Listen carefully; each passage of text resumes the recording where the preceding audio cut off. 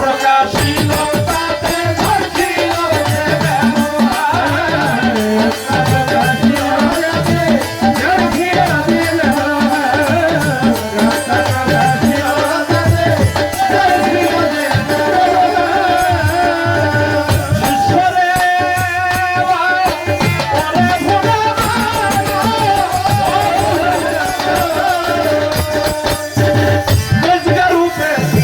জনিতে 40 দিবস সেইখানেতে আত্মা প্রকাশিত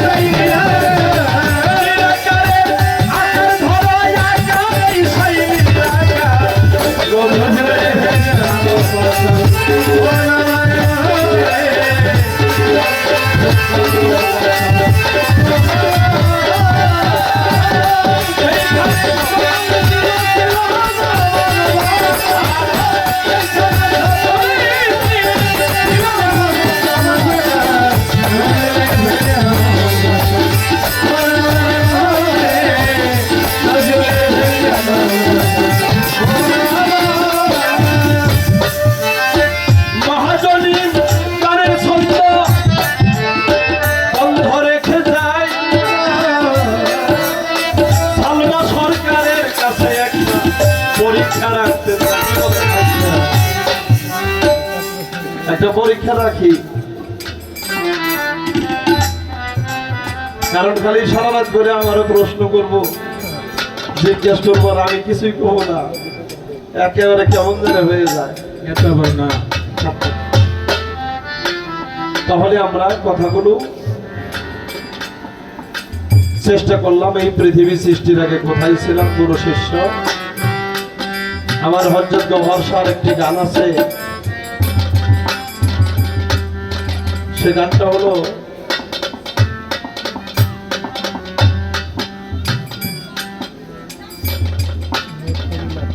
গুরুকে সাধনা করতে পারবি নি তোরা, গুরুকে সাধিতে গেলে জীবনতে হবি মরা।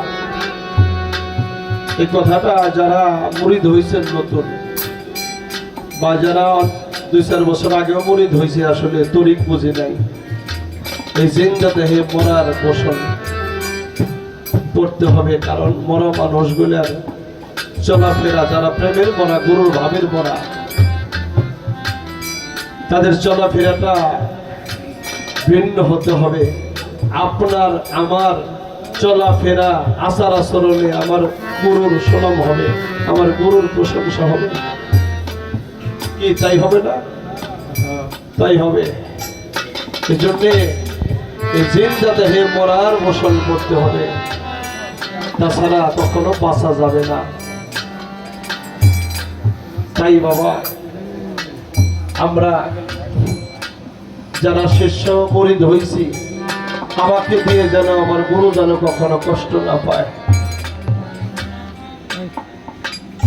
যেখানেই যা কিছু করি, কাজ করি, কর্ম করি, সেখানে যেন আমার মুখে থাকে আমার গুরু নাম, অন্তরে যেন গুরুর প্রতি ভালোবাসা থাকে, গুরুর প্রশংসা যেন আমার মুখে থাকে। মানুষ যেন আমাকে দেখলে বুঝতে পারে আমি কোন স্বামীর ঘর করি, আমি একজন পীর মুর্শিদের কাছে মুরিদ হয়েছি, এটা যেন আমাদের মধ্যে থাকে। তো আমি সালমা সরকারের কাছে জানতে চাই, সালমা সরকার, গুরু শিষ্যের পালা, শিষ্য তো কয়েক ভাগে বিভক্ত হয়। একটা হইল আর্থ, অর্থাৎ জিজ্ঞাসা, তারপর হইল ভক্ত। ছোট্ট করে একটি কথা রাখতে চাই, আপনাদের জানা কথা, এটা পরীক্ষা শুরু। আমাদের যেমন বৈরাবর উরুস হয় চৈত্র মাসে 15 তারিখে হয়, তাই না? আচ্ছা ধরেন বৈরাবরে মরিদ হয়েছে সালমা সরকার,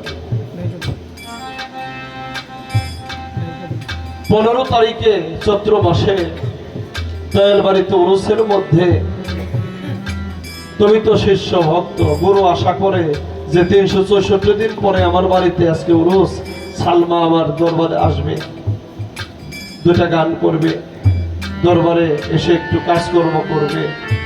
হ্যাঁ, এখন যখন 15 তারিখ আগামীকাল দয়ালের বাড়িতে উরুস, এমন তো অবস্থায় তোমার যে গর্ভধারিণী মা, কারণ মাতা গুরু তারপরে হলো পিতা গুরু, যদি ভালো একজন মা গুরু কেউ জীবনে পায়, সে একজন ভালো ভজনের গুরু পায়। পাগল বিজয় কেঁদে কেঁদে বলছে, আমার যদি পাঠাও প্রভু, এই মায়ার সংসারে একজন গুরু ভক্ত মায়ের কোলে আমার জন্ম। কারণ যে সন্তান জন্ম লইয়াই গুরু ভক্ত মায়ের মুখ দর্শন করে, ওই মা ওই বাবা 11 বৎসর 11 মাস 29 দিন 12 বৎসরের একদিন বাকি থাকতে ওই সন্তানকে একজন কি একজন জালাল চাঁদের কাছে, একজন বৈরাবরের কাছে, হামিদ চাঁদের কাছে নিয়ে, হাসমত চাঁদের কাছে নিয়ে দিয়ে বইলা আসে যে আমার ছেলেটা আপনার চরণে দিয়ে গেলাম, আজ থেকে পরে আপনি মানুষের মতো মানুষ করে দিন। বিয়ে শাদী করার আগে বিয়ে শাদী যারা বসে গুরুর কাছে, যারা গুরু প্রেমে মজে থাকে, তারই দেহটা হয় পাকা। কি রাধাবল্লভ সরকার বলছে, পূর্ণ রসে তখন থাকে হইল যৌবনের পূর্ণতা, কুরবানি হওয়ার সময় হলুদ বর্ণ থাকে, সে হলুদ বর্ণে কোনো গাভী পাওয়া যায় না, কোরআনে পড়ছি হলুদ বর্ণের গাভী কুরবানি দিতে হয়, সে হলুদ বর্ণ গাভী হলো।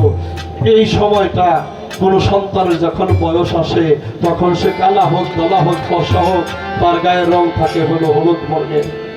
কুরবানি হওয়ার উপযুক্ত সময়, সে কলঙ্কিত হয় নাই, স্ত্রীর বাসনে যায় নাই, নিজে বিয়ে করার আগে যে বিয়ে বসে আমার হামিদ চাঁদের কাছে, আমার জামাল চাঁদের কাছে, ধনী চাঁদের কাছে। রাধাবল্লভ বলছে, পূর্ণ রসে পূর্ণ বসে বন্ধুর সেবা হয় মধুর দেশে, বড় আয়োজন যখন হবে গুরুর সাথে তার পূর্ণ সঙ্গ, ও ধলিবে প্রেম তরঙ্গ, হোসেনের তুই রসভঙ্গ, তাহলে হারা বিরত। এই জন্য বিয়ে করার আগে হলে বিয়ে বসতে হয়। তাই বাবা, যখন তুমি পুরুষ আসবে, তখন মা গুরু, সেই মা গুরু এমনও অবস্থা, এমন অসুস্থতায় সে ভুগতেছে, মৃত্যু যন্ত্রণায় ভুগতেছে, এরকম একটা অবস্থা। তোমার মা বলতেছে, সালমারে আমি তো তোর মা, এবছর না হয়ে গুরুর দরবারে না গেলি, আমার কাছে থাক। আর গুরু সাথে কথা হইছে, দরবারে যাইবা, দরবারে গোলামি করবা, 364 দিন পরে একদিন উরুস। এখন তুমি কি মা গুরুর কাছে থাকবা, না ওই বৈরাবরে তুলা চাঁদের দরবারে যাইবে, আমার জালাল চাঁদের দরবারে যাইবা, হামিদ চাঁদের দরবারে যাইবা, বর্ষা চাঁদের দরবারে যাইবা? এটা আমরা তোমার মুখ থেকে শুনতে চাই, নাকি একজন শিষ্যের মুখ থেকে শুনতে চাই? এই ছোট্ট একটা পরীক্ষা দিয়ে গেলাম, যাতে সে 2টা কথা বলতে পারে। সেইখানে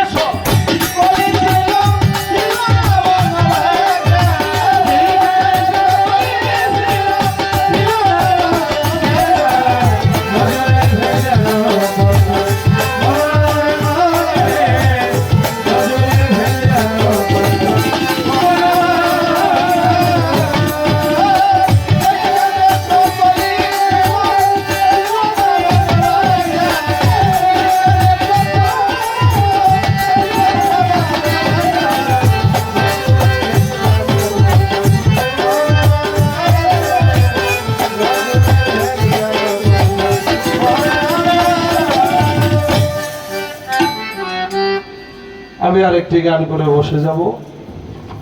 আপনাদেরকে একটু বিরক্ত করলাম, কারণ আপনারা যারা এখানে বসে আছেন যে মুখগুলো, প্রায় মুখগুলো আমার চেনা। আপনাদের জুতা বহন করার ক্ষমতা আমি মনিরের নাই, আর আমি এটা জানি আপনাদের মতো সাধক চাতক পাখির ন্যায় যারা মুর্শিদ ধ্যানে জ্ঞানে থাকে, আপনাদের মতো মানুষ, সহজ মানুষ কোনো গায়কের দিকে নেক দৃষ্টিতে তাকাইলে ওই গায়ক গান না পারলেও তার গান হয়ে যায়, এটা আমি বিশ্বাস করি। আর সেই জায়গাটার মধ্যে দাঁড়িয়ে আমি আরেকটি গান করে বসে যাব।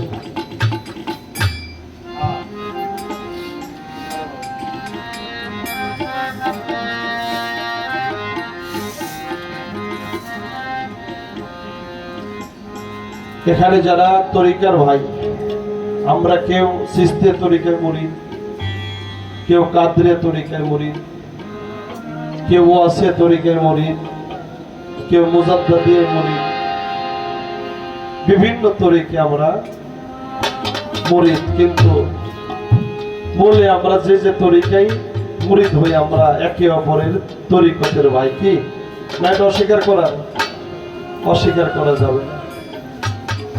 এই জন্য আজকে আমরা এই মজলিসে বসছি, আমরা একে অপরের তরিকতের ভাই।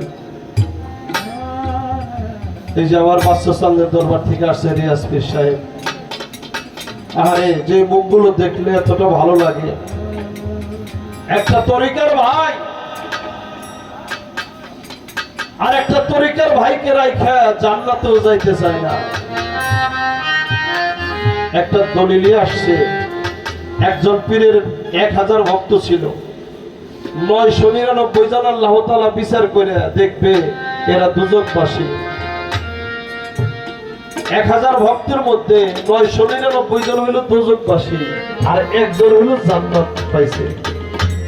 আল্লাহ হুকুম করে দেবে, হে ফেরেশতারা, এই 999 জনকে তুমি জাহান্নামে নিক্ষেপ করো, আর এই যে একজন, ওরে তোমরা জান্নাতের দিকে নিয়ে যাও। যখন ওই ছেলেটাকে জান্নাতের দিকে নিয়ে যাবে, ও যাইতে চাবে না, বারবার আল্লাহর দিকে মুখ করে তাকাবে। তখন আল্লাহ বলবে, ফেরেশতারা ছেলেটাকে আমার কাছে নিয়ে আসো।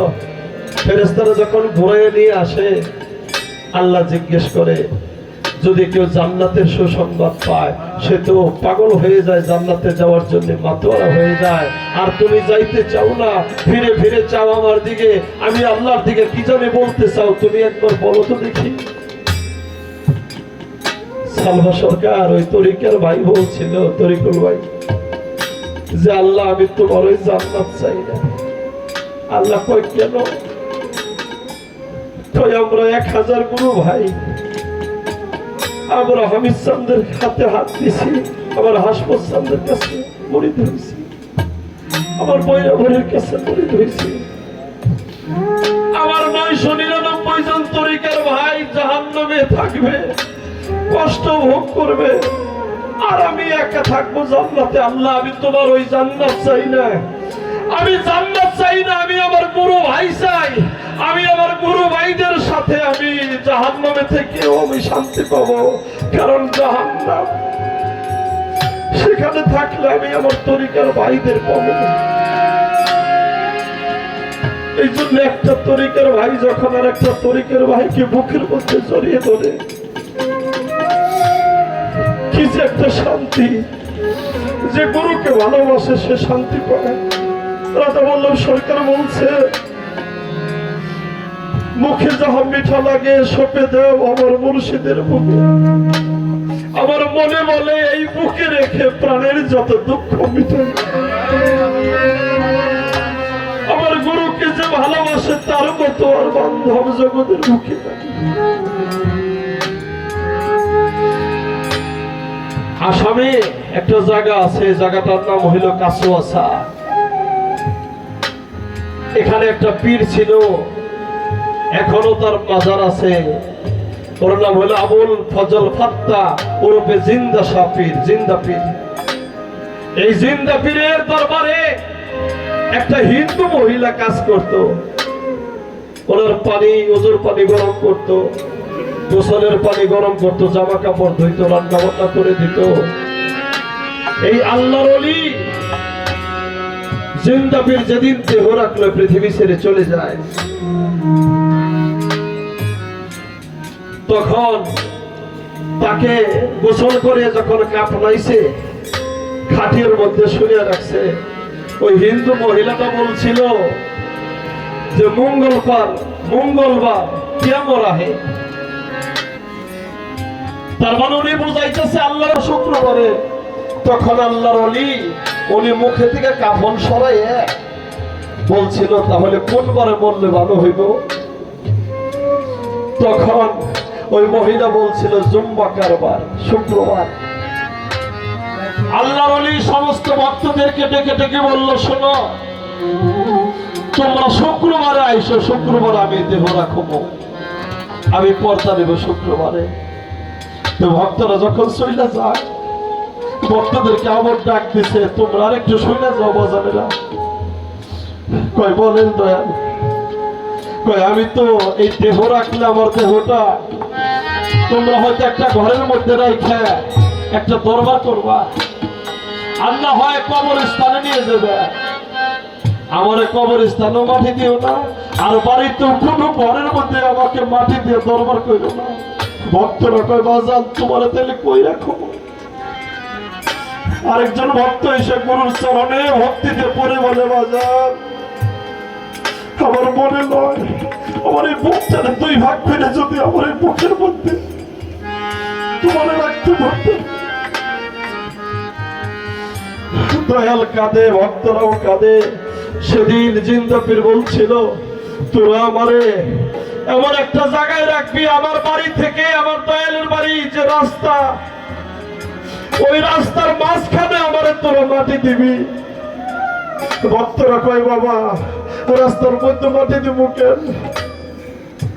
রাস্তার মধ্যে এই জন্য মাটি দিবি, আজ থেকে কিয়ামত পর্যন্ত এই পথ দিয়ে আমার যত তরিকার ভাই আমার দয়াল বাড়ি যাইবো, আমার বইরা বাড়ি যাইবো, আমার জালাল চন্দ্রের দরবারে যাইবো, আমার গুরু ভাইদের মুখে থাকবে আমার দয়ালের নাম। আর আমার গুরু ভাইদের যে আমার কবরের উপর দিয়ে হাইটা যাইবো, আমার তরিকের ভাইদের পায়ের পদতলি যখন আমার বুকের মধ্যে পড়বো, তখন আমি মনে করব যে এটা আমার গুরু ভাইদের পায়ের দলি না, এটা হলো আমার বৈরাবরের পায়ের দলি, এটা আমার জালাল চান্দের নকুল চান্দের পায়ের দলি, এটা আমার হামিদ বাবার পায়ের দলি। আমি কিয়ামত পর্যন্ত আমি আমার গুরু ভাইদের চরণ ধুলি আমি পাবো না, কারণ মুর্শিদ এমন একটা ধন, এই জগতের মুখে গুরু ভিন্ন যারা অন্য কিছু বুঝে না, একটা তরিকের ভাই আর একটা তরিকের ভাইকে পাইলে মনে সে পায় যে আমি আমার হামিদ সাহেবকে পাইলাম, আমি আমার বৈরাবরকে পাইলাম জগতের মুখে।